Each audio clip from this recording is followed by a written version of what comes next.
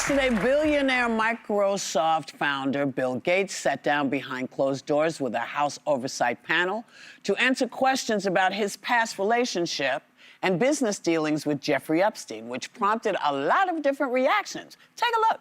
I hope my testimony is helpful to the important work of the committee to find justice for the victims. No one's accusing Bill Gates of any wrongdoing, and I certainly appreciate him coming in voluntarily. Mr. Gates does believe that Mr. Epstein would write emails that were oftentimes untrue. Mr. Gates also was very clear that he was never introduced to women or girls or anyone underage by Mr. Epstein. He's very well coached, too. He's got great attorneys. I don't know that we'll gather too much from this. He's sorry that he associated with Jeffrey Epstein so much, but in the end, what's done is done, and what happened, happened.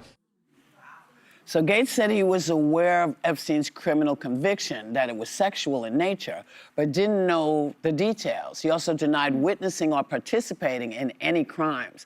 So what were y'all's takeaways here? I think for me, the biggest thing is that he wasn't under oath, and he wasn't subpoenaed, and it wasn't televised, right? It wasn't recorded. Right. The only people that seem to have been subpoenaed were the Clintons. Yeah. And so when you're not under oath, under penalty of perjury, which would land you 5 years in prison, I think it gives you a lot more leeway to perhaps not be as open and honest and transparent as one could be. Mm-hmm. And I look at what Melinda Gates said. Melinda Gates said that their 27-year marriage ended in part because of his affiliation with Epstein. And I just don't really, and she also mentioned that she was happy to get away from the muck of it all. So I just can't believe that a Harvard-educated founder of Microsoft knew that someone had a conviction of a sexual nature and was out for 18 months and couldn't travel because of said conviction, yet decided not to look into it further and proceeded 3 years later to have this kind of relationship with him. I don't find it believable or credible. He didn't even meet Epstein till 2011, and that After first the plea conviction. deal was 2008. The fact that it was a part of his divorce means this was a conversation that was had ad nauseum before you get to that point. Correct. The disgusting part here is even in a prison, pedophiles are the lowest on the hierarchy. Prisoners got it right. Like, why do people like this continue to trade in complicity with one of the most voracious pedophiles of a generation for money and power? They turn their head. I don't care if Bill Gates did anything. He absolutely knew something was off.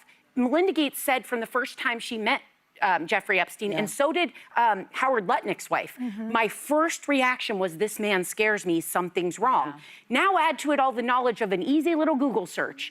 You're telling me that you founded Microsoft, so you know how to use technology. That's the problem for me. And why there is such a double standard for, it's essentially grown-up boys will be boys. Like, oh, he didn't really know anything. All the women knew. The women always know.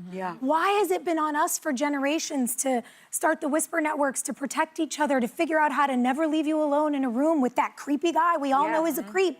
Like, come on, guys. You're telling me you didn't know and that his jet or whatever else he was offering to you was worth all this human suffering?